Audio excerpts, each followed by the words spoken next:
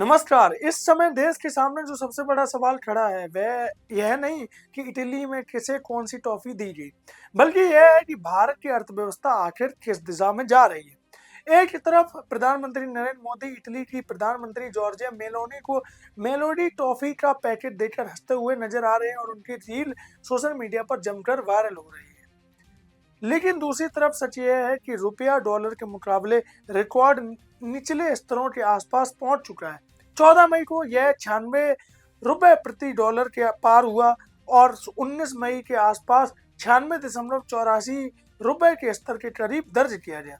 यही वह बिंदु है जहां सवाल टॉफी का नहीं जेब का हो जाता है, क्योंकि कमजोर रुपया सीधे विदेश से आने वाले सामान की महंगाई को बढ़ाता है और उसका असर तेल से लेकर रोजमर्रा के सामान तक पड़ता है।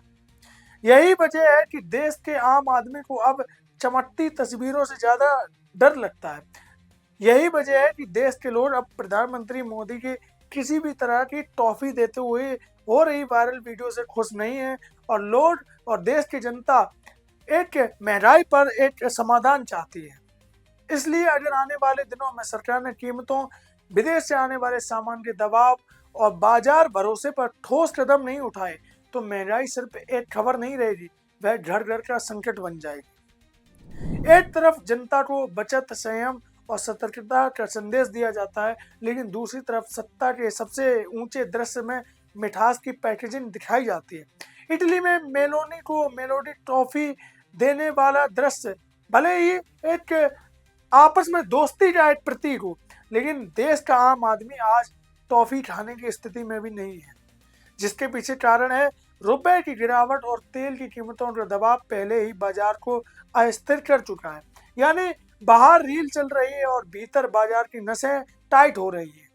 इसी बीच वाणिज्य मंत्री पीयूष गोयल ने भारत की टॉफी एक्सपोर्ट को उछाल के साथ पेश किया और कहा वर्ष 2013-14 से 2025 और 26 के बीच टॉफी का एक्सपोर्ट बढ़ा है और टॉफी के एक्सपोर्ट से होने वाली आय में 49.68 करोड़ से बढ़ोतरी होकर 132 करोड़ हो रही है। यह आंकड़ा अपने आप में सही हो सकता है, लेकिन सवाल यह है कि जब देश में रुपया दबाव में है और बाजार महंगाई की आहट सुन रहा है, तब सरकार की प्राथमिकता क्या होनी चाहिए? टॉफी बांटना दूसरे देश में जाकर या अपने देश की स्थिति को सुधारना? यही कुछ वीडियो हो सकते हैं जिसकी वजह से आज मोदी सरकार का लोग विरोध कर रहे हैं। जैसे कि आज सोशल मीडिया पर मेलोडी टॉफी देने की वीडियो वायरल हो रही है। लोग पूछ रहे हैं कि मोदी जी, आप देश की समस्याओं को देखने की जगह आप विदेशों में टॉफियां बांट रहे हैं। वहीं दूसरी तरफ भारत देश का परिवार हिसाब लगा रहा होता है कि पेट्रोल, गैस और खाने का तेल, स्कूल की फीस और दवाइयों के बाद महीने का बजट क्या बचेगा, और अगर बचेगा या नहीं बचेगा तो उसमें से सेविंग क्या होगी। राजनीति का असली इम्तिहान यही होता है कि आप मुश्किल समय में देश के लिए सोचते हैं या विदेशों में टॉफी बांटकर तालियां बटोरते हैं। कमजोर रुपए का मतलब सिर्फ विदेशी यात्रा महंगी होना नहीं है। इसका मतलब है कि विदेश से आने वाला ईंधन महंगा पड़ेगा, इलेक्ट्रॉनिक्स की लागत बढ़ेगी और जिन सेक्टरों की सप्लाई चेन बाहर से जुड़ी है वहां कीमतों पर दबाव बढ़ेगा। अगर रुपया और फिसलता है तो पेट्रोल और डीजल और खाने के तेल और दालें और मोबाइल फोन और लैपटॉप, एसी, टीवी और हवाई टिकट सब कुछ महंगा हो सकता है। कच्चे माल की कीमत बढ़ेगी, कंपनियां वह बोझ ग्राहकों पर डालेंगी और वही बोझ आम आदमी की जेब पर महीने के लास्ट में भारी होता हुआ दिखाई देगा। एक्सपर्ट के अनुसार अगर $1 100 रुपया के पार चला गया तो पेट्रोल के दाम 120 रुपए से 125 रुपए प्रति लीटर हो जाएंगे। खाने का तेल जो अभी 140 रुपए प्रति लीटर है वह करीब 180 से 230 रुपए प्रति लीटर तक पहुंच जाएगा। बादाम जैसे ड्राई फ्रूट्स 850 रुपए से लेकर 1100 से 1400 रुपए प्रति किलो पहुंच जाएंगे।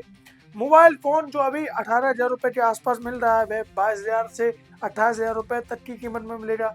आईफोन 80,000 से 95,000 रुपए तक और कुछ मॉडल 2 लाख रुपए तक पहुंच सकते हैं।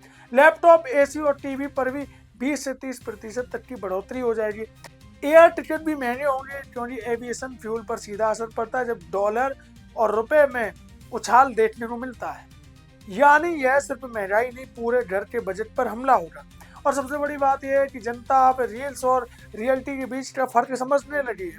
अगर अगर किसी मुलाकात का नतीजा रणनीतिक, आर्थिक या निवेश के रूप में सामने आए तो उसकी अहमियत होती है, लेकिन अगर पूरी बहस एक टॉफी, एक रील और एक मीम तक सिमट जाए तो फिर सवाल उठना तय है कि क्या हम रीलबाजी देख रहे हैं या बाकी प्रधानमंत्री देश की समस्याओं के लिए चिंतित है। यही वह सवाल है जिसे अब टाला नहीं जा सकता।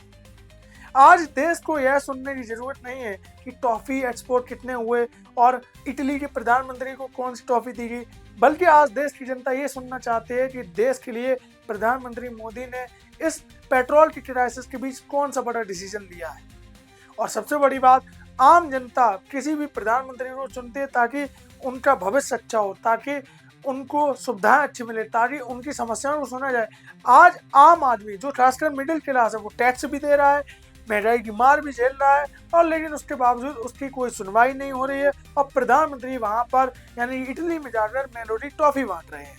इसलिए सीधी बात यह है कि सिर्फ टॉफी बांटने से काम नहीं चलेगा। देश के लिए कुछ बड़े कदम उठाइए और लोगों को बताइए कि असली तैयारी क्या है। टॉफी बांटकर और उसकी रील बनाकर जनता को भ्रमित ना करें, क्योंकि जनता अब जागरूक है और ये टॉफी वाली रीलों से जनता के ऊपर अब कोई फर्क नहीं पड़ेगा। और जनता के अंदर आक्रोश, अगर आपने जनता के पक्ष में कोई बड़ा फैसला नहीं लिया, जनता को महंगाई के बोझ से नहीं निकाला, तो आने वाले समय में हो सकता हो कि मोदी सरकार ना आए। आप प्रधानमंत्री मोदी की वायरल हो रही मेलोडी टॉफी की रील के बारे में आप क्या सोचते हैं? अपनी राय कमेंट में जरूर बताएं।